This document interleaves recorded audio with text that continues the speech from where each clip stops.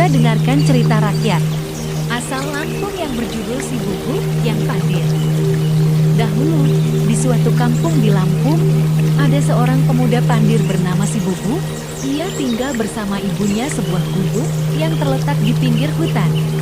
Sehari-hari, ia membantu ibunya bercocok tanam di ladang peninggalan ayahnya. Hasilnya pun cukup untuk memenuhi kebutuhan hidup mereka. Suatu hari, Si Bubu bersama ibunya sedang duduk di depan gubuk. Sang ibu sedang menambal pakaian Si Bubu yang sudah bolong. Sementara, Si Bubu yang pandir itu sedang asyik menggores-gores tanah dengan sebatang ranting kayu kering.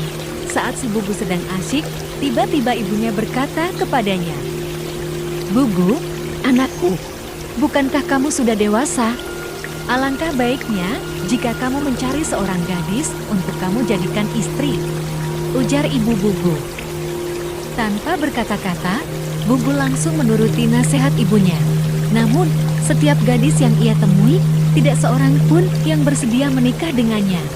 Dengan perasaan kecewa, ia pulang ke rumah untuk mengadukan nasibnya kepada sang ibu. "Ibu, aku sudah berusaha, tapi semua gadis yang kutemui menolak," keluh Si Bubu. "Jangan putus asa, anakku," ujar sang ibu. "Teruslah mencoba, siapa tahu ada yang mau menerimamu. Besok, jika kamu menemukan seorang gadis dan ia hanya diam, itu tandanya setuju." "Baik, Bu," jawab Si Bubu. Hari sudah sore.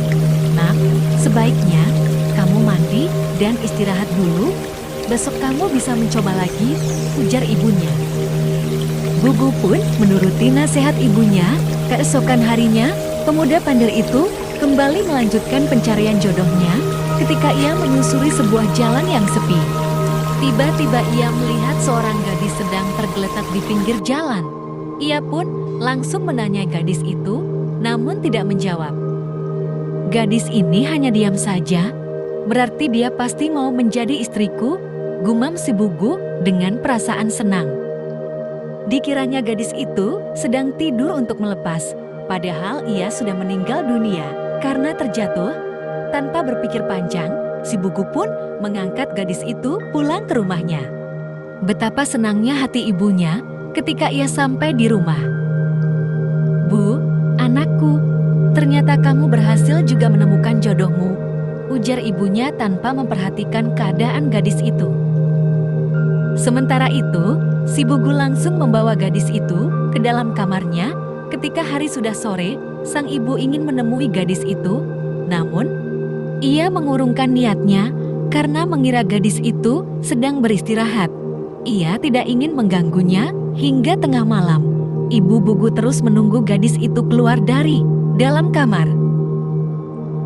"Dan kenapa gadis itu mengurung diri terus di dalam kamar?" gumam ibu Bubu. Rupanya, ibu Bubu sudah kuat menahan rasa kantuk hingga ia pun terlelap. Saat terbangun pada pagi harinya, tiba-tiba ia mencium bau busuk yang amat menyengat dari dalam kamar. Oleh karena penasaran, janda itu pun memberanikan diri masuk ke dalam kamar. Betapa terkejutnya ia saat melihat tubuh gadis itu terbujur kaku berbau busuk. "Bubu, Bubu, ternyata gadis yang kamu bawa itu sudah meninggal," gumam ibu Bubu sambil menggeleng-gelengkan kepala. Perempuan tua itu pun segera menemui anaknya. "Bubu, rupanya kamu membawa mayat ke rumah ini. Gadis itu berbau busuk. Itu artinya ia sudah meninggal dunia," ungkap ibu Bubu. "Oh, begitu?" jawab Bubu dengan lugunya.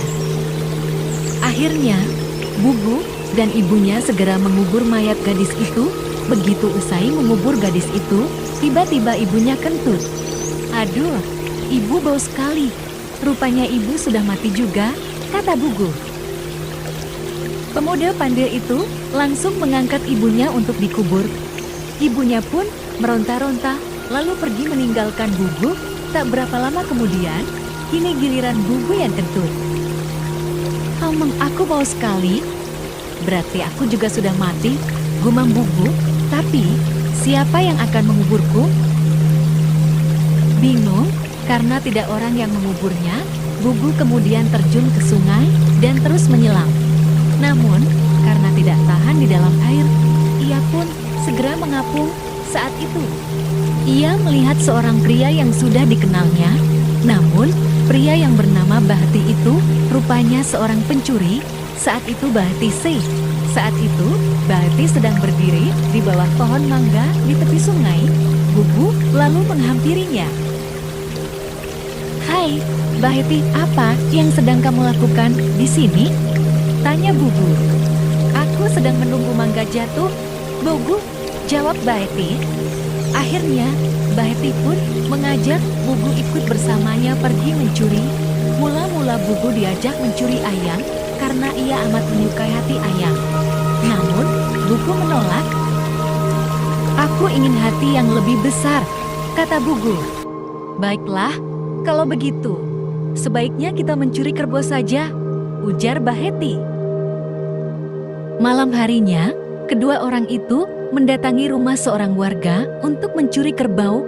Namun, ketika hendak mengeluarkan kerbau itu dari kandangnya, tiba-tiba Bugu batuk-batuk sehingga kehadiran mereka ketahuan oleh si pemilik kerbau. Rencana mereka pun gagal. Malam berikutnya, Bahti menyuruh si Bugu seorang diri untuk mencuri uang di istana raja.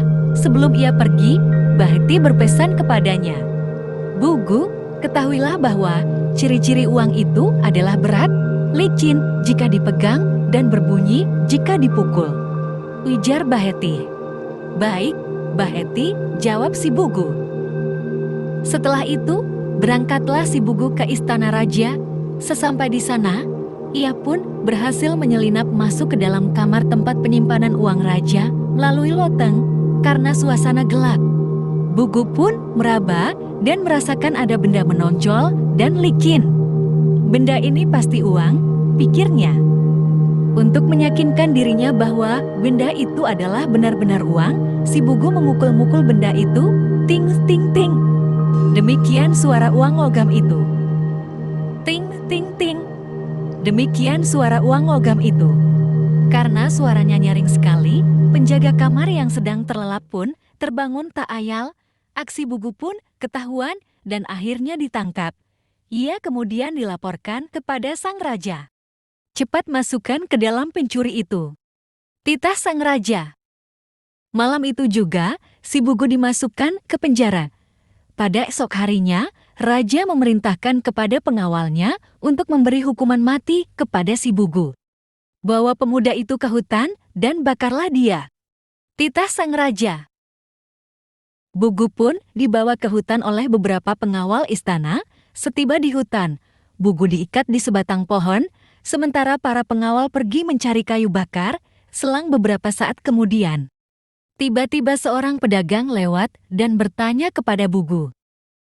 "Hai, kenapa kamu diikat seperti itu?" tanya pedagang itu. "Saya sedang berobat, Tuan, pinggang saya sekali karena terlalu sering berdagang," jawab Bugu. Rupanya, pedagang itu terpengaruh oleh ucapan si Bugu. Ia pun ingin berobat seperti halnya si Bugu. "Kalau begitu, bolehkah saya ikut berobat?"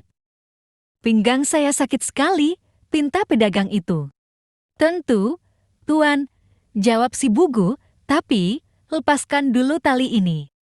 Akhirnya, pedagang itu melepaskan tali ikatan Bugu. Setelah itu, ia diikat di batang pohon itu menggantikan si Bugu. Sementara itu, si Bugu segera meninggalkan tempat itu. Selang beberapa saat kemudian, para pengawal telah kembali. Tanpa memperhatikan tawanannya, mereka langsung menimbuni pedagang itu dengan kayu lalu membakarnya. Pedagang itu pun akhirnya tewas karena hangus terbakar. Sementara itu, si Bugu kembali ke istana untuk membalas dendam kepada raja. Alangkah terkejutnya sang raja saat melihat si Bugu masih hidup. "Hai, anak muda, kenapa kamu masih hidup? Bukankah seharusnya kamu sudah mati terbakar?" tanya raja dengan heran. "Benar, Baginda, hamba memang sudah mati dibakar, tapi para bidadari mengangkat hamba ke kahyangan. Di sana, hamba bertemu dengan kerabat Baginda. Mereka sangat rindu dan ingin bertemu dengan Baginda," kata si Bugu, tapi Baginda harus mati dulu dengan cara membakar diri. Benarkah begitu, wahai anak muda? Tanya sang raja seolah-olah tidak percaya. Benar, Baginda silakan saja jika Baginda Raja ingin ke Kahyangan menemui mereka. Ujar si Bugu. Sang raja pun ingin sekali ke Kahyangan untuk menemui kerabatnya, ia lalu membakar diri hingga akhirnya tewas. Melihat peristiwa itu, permaisuri raja amat sedih. Si Bugu pun berusaha menenangkan hatinya. Sudahlah, permaisuri. Restuilah kepergian Baginda, semoga hidupnya tenang di surga, ujar si Bugu. Bagaimana dengan kerajaan ini? Tanya permaisuri bingung. Tenang, permaisuri. Selama Baginda berada di surga, saya diminta menggantikannya sebagai raja dan engkau menjadi permaisuriku, ujar si Bugu. Sang permaisuri pun tak kuasa menolak kenyataan itu. Maka, sejak itulah si Bugu menjadi raja dan kemudian mengangkat Bahti si pencuri menjadi pengantar sorat istana. Terima kasih sudah menonton dan mendengarkan cerita ini. Jangan lupa like jempolnya dan bunyikan loncengnya. Jangan lupa subscribe. Terima kasih.